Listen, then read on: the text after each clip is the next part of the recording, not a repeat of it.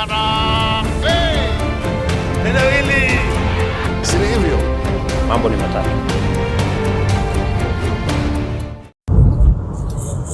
Ladies and gentlemen, can William Samoei Arap Ruto, President of the Republic of Kenya, replace Professor Abraham Kithure Kindiki with an ODM running mate in 2027? I'm asking that question because in the past few days, the issue and the equation of the running mate has been propping up in the Republic of Kenya. ODM party is demanding for the running mate in 2027. In this video, I want us to look at three things. The first thing I want us to look at is why William Ruto can actually replace Professor Abraham Kithure Kindiki as his running mate in 2027. Number two, why the choice of the running mate is very important, particularly for 2027 presidential elections in the Republic of Kenya. And lastly, the list of individuals William Ruto can pick as his running mate from ODM party. Before you do that, for those who are watching this channel for the first time, please take a second or two, click the subscribe button so that next time we produce a video like this, YouTube will automatically notify you. And to the subscribers, I want to continue thanking you guys for your continued support, because without that support, this channel cannot be where it is. Ladies and gentlemen, the first question I want us to look at is why the choice of the running mate is very important for any presidential candidate, especially in 2027. Number one, a good running mate should be able to bring numbers to the table.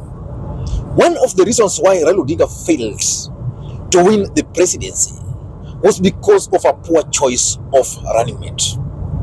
Martha Karua was a very good running mate in terms of reform credentials, but she failed to deliver numbers. Martha Karua could not even deliver in her own ward. So which means for William Ruto, he must get a running mate who will be able to bring for him the numbers. Because I've always explained to you guys on this platform that politics is a game of numbers and real numbers.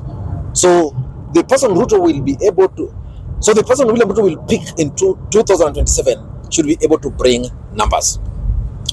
Number two is the finance.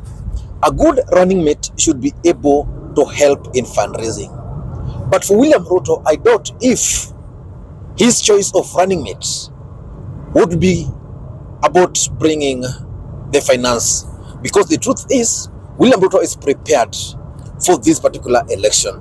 If he could campaign against Ruto and Raila Odinga in 2027 as an outsider, right now is the president, I doubt if the issue of the finance is going to be a factor for him. So we can remove that. Number three is the winning formation. A good running mate should be able to actually ensure that the team is capable of winning.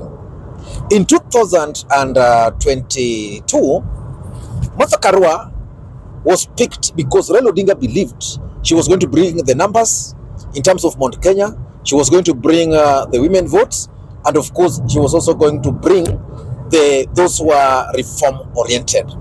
As fate would have it, Martha Karua failed in all those aspects. So William Ruto must also look at someone who will help him with the winning formation. And lastly, a good running mate should be able to complement the presidential candidate. William Ruto has a lot of weaknesses and strengths at the same time. For example, William Ruto is being accused of someone who is being vengeful. So Kindiki is a good pick for William Ruto because Kindiki complements William Ruto's all those weaknesses. Unlike, for example, Rigathi Gachagua failed because he was not really complementing William Ruto in one way or the other. So a good running mate should be able to bring all those factors onto the table. But the other important question is if William Ruto will pick a running mate from ODM party, or let's say the Western Alliance for that matter, who will he pick? Again, the pick should be able to help him achieve the 4 issues I talked about: the numbers, the finance, the winning formation, and complement his character. In my list, if Ruto were to pick someone from either Western Alliance or ODM, the first person is Edwin Sifuna. Let me ask you, if Ruto were to pick Edwin Sifuna as his running mate today, do you think the Luhya nation will not vote for William Ruto? Do you think William Ruto will not be able to tame the rebellion within ODM party?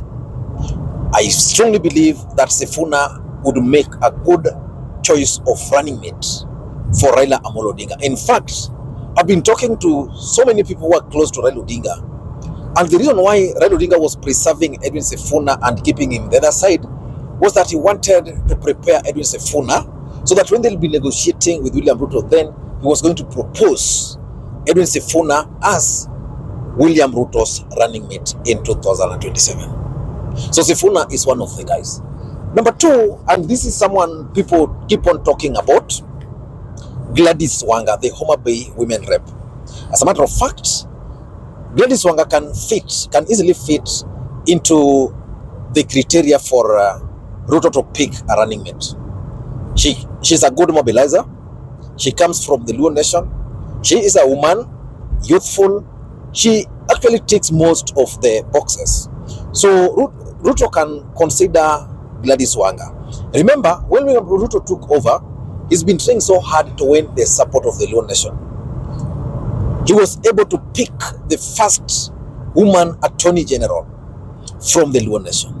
Nothing can stop Ruto from picking Gladys Wanga as a running mate in 2027. The other guy is John Mbadi. For those who remember, during the burial of Raila Odinga, William Ruto really praised John Mbadi.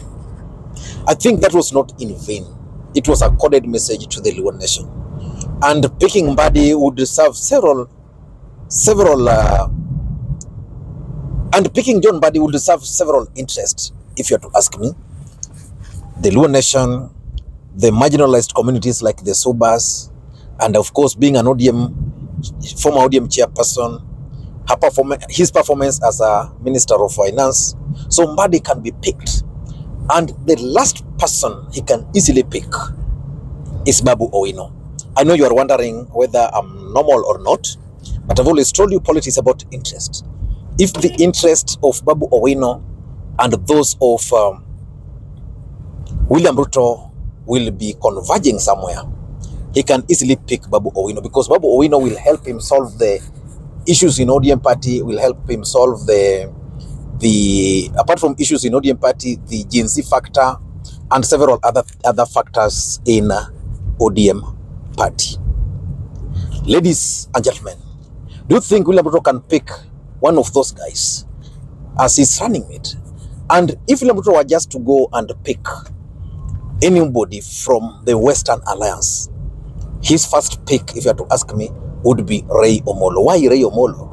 Because Ray Omolo is a member of his party. He has worked with him. Currently, Ray Omolo is his PS for Interior. So which means he can say, okay, I'm giving this seat to the Luo nation. And Ray Omolo is a Luo and would easily fit in that equation. But the biggest question is, can William Ruto really replace Professor Abraham Kithure Kindiki? For me, politics is a game of interest. And as long as the interests are converging, nothing will stop him from dumping Kindiki. If he could dump Rigathi Gachagua, nothing will stop him from dumping Kindiki. So for me, he can do this because of, number one, what I talked about, the winning formation. William Ruto's main interest in 2027 today is the winning formation. He must win first. Otherwise, if he can't win, he can't just pick anybody. unless that person will contribute to his win.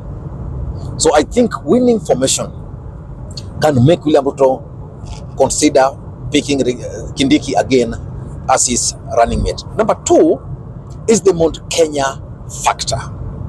The truth of the matter is that William Ruto got this from Mount Kenya in the last election.